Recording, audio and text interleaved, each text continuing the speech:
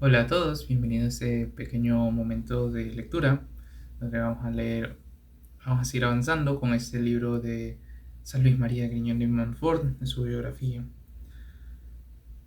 El día de hoy pues vamos a leer el capítulo 6, pero antes vamos a empezar con una pequeña oración. En el nombre del Padre, y del Hijo, y del Espíritu Santo. Amén.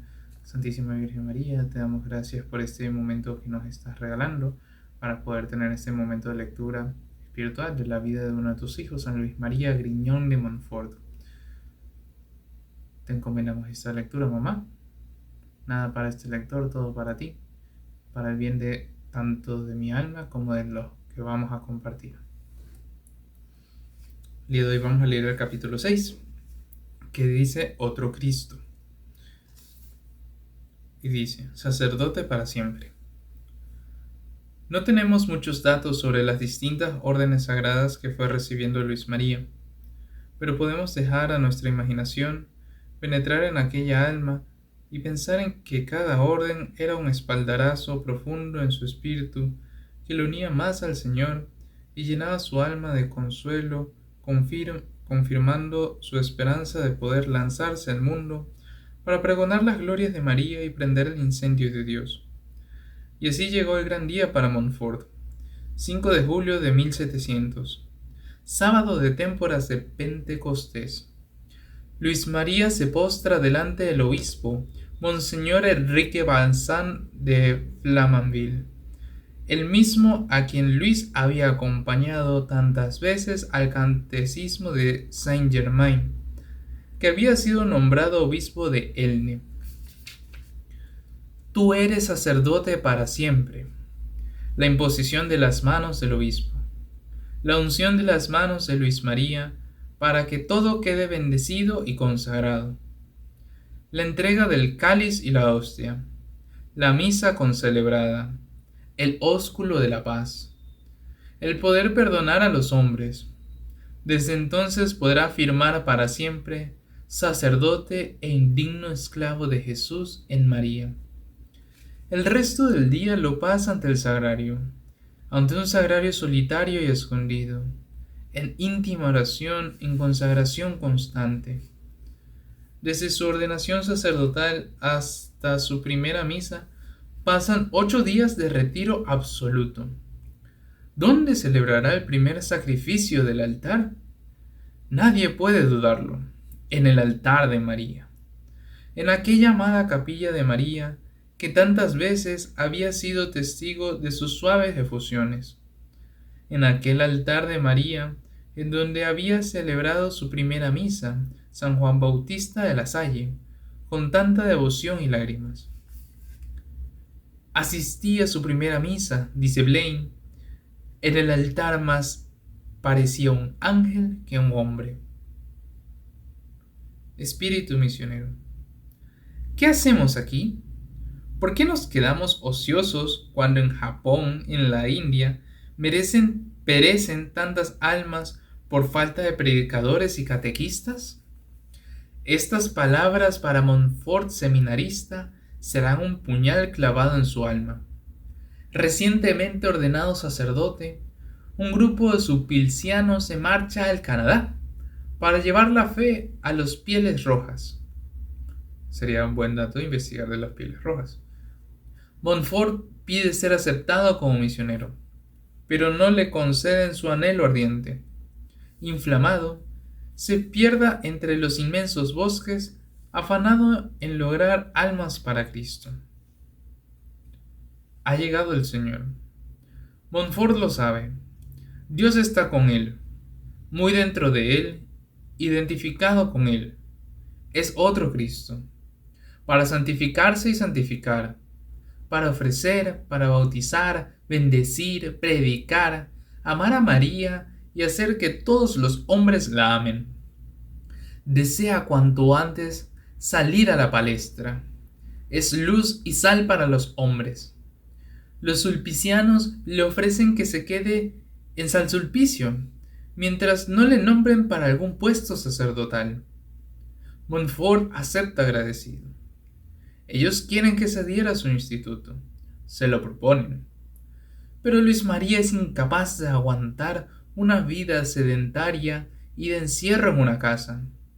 Espíritu inquieto e indomable, ardiente y violento, está deseando salir a los cuatro vientos y pregonar por doquier las glorias de Dios y de María. Ah, si pudiera marchar a lejanas tierras para predicar el Evangelio, exclama.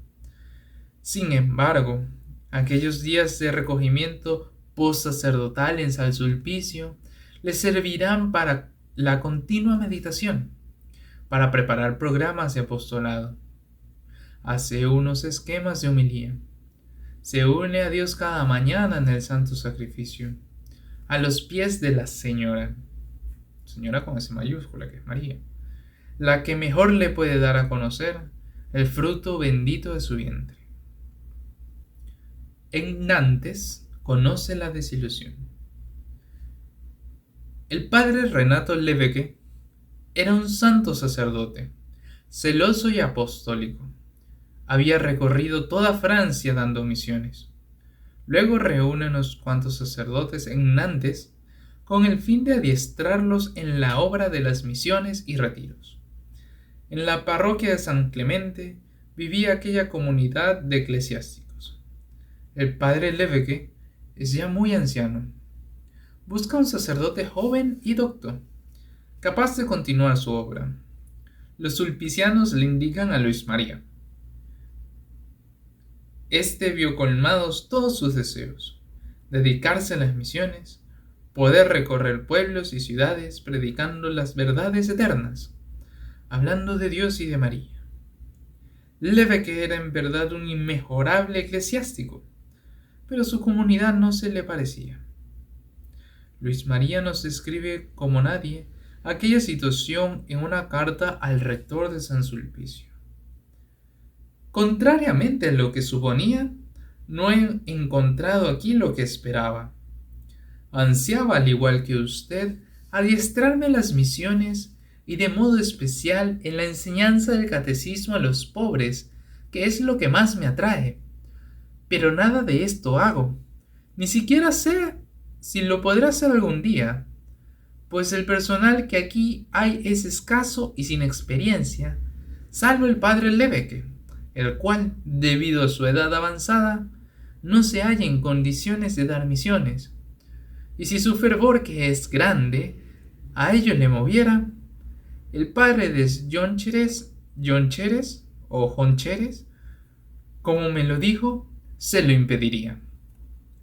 No hay aquí ni mucho menos la mitad del orden y observancia que en San Sulpicio.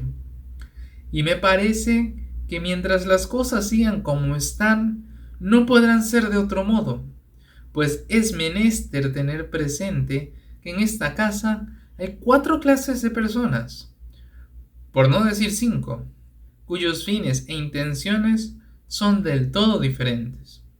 La primera, hay 5 personas, 2 de las cuales son inhábiles para todos. En segundo lugar, hay párrocos, vicarios o simples sacerdotes que vienen aquí de tiempo en tiempo a hacer ejercicios y también seglares. En tercer lugar, hay algunos sacerdotes y canónigos que vienen a pasar en paz sus días. En cuarto lugar, hay algunos sacerdotes, pero en mayor número jóvenes o estudiantes que oyen teología o filosofía, los cuales en su mayor parte llevan vestido seglar o hábito corto. De manera que estas diferentes personas siguen casi todas reglamento distinto que ellas mismas se trazan, tomando del común lo que les va bien. Así las cosas me siento desde que vine a esta casa, como indeciso entre 2 sentimientos al parecer opuestos. Experimento, por una parte, una secreta inclinación al retiro y a la vida oculta, para aniquilar y combatir mi naturaleza corrompida que quisiera mostrarse. Por otra parte, siento grandes deseos de hacer amar a nuestro Señor y a su Santísima Madre, y vivir de una manera pobre y sencilla, haciendo el catecismo a los pobres del campo y excitando a los pecadores a la devoción a la Santísima Virgen. En verdad, carísimo Padre mío, que no soy digno de tan honroso empleo. Aquí pone Padre con mayúscula, con la primera letra mayúscula. Repito, en verdad, carísimo Padre mío, que no soy digno de tan hermoso empleo. Pero vistas las necesidades de la Iglesia, no puedo menos que pedir con gemidos continuos una pequeña y pobre compañía de buenos sacerdotes que militen bajo el estandarte y protección de la Santísima Virgen. Por esta preciosa carta del Padre Griñón se nos descubre su alma con toda la potencia de los intrépidos que arrebatarán el cielo. Es sencillo, justo, amante de la verdad, descontento con las medianías, indeciso entre la vida activa o la contemplación, ansioso de un ejército de sacerdotes que pregonarán las excelsas prerrogativas de María. Prerrogativas de María. El panorama de la comunidad de San Clemente era desolador, y para colmo de males, la clara infiltración del jansenismo. San Clemente se había convertido en un pequeño Port Royal. Sería bueno investigar cuál es la situación de Port Royal. Dice así: se practicaban largas oraciones y austerísimas penitencias y ayunos, pero había un orgullo desbordante y una severidad terrible para la recepción de los sacramentos. Nuevo rumbo. Nuestro Luis María no podía resistir aquella gélida inercia de la comunidad de San Clemente. Su alma era un volcán y la comunidad de Nantes un témpano de inactividad y falta de espíritu. En medio de estas angustias del alma, que no puede estarse pasiva ante la necesidad de abrazar al mundo en la hoguera de Dios, la providencia vino a su ayuda para darle una solución inmejorable. Con fecha 4 de mayo de 1701, Luis María escribía al padre Leschassier: el cuarto domingo de abril recibí una carta de mi hermana de Fontevraud, escrita por orden de la señora Montespan. Me rogaba que fuera inmediatamente allí, pues debía tomar el hábito el martes siguiente. Luis María se pone en camino inmediatamente. Lo hace a pie, cual caminante de Dios, recorriendo los campos del Señor. No pierde ocasión de sembrar la palabra de la buena nueva. Llega tarde a Fontevraud.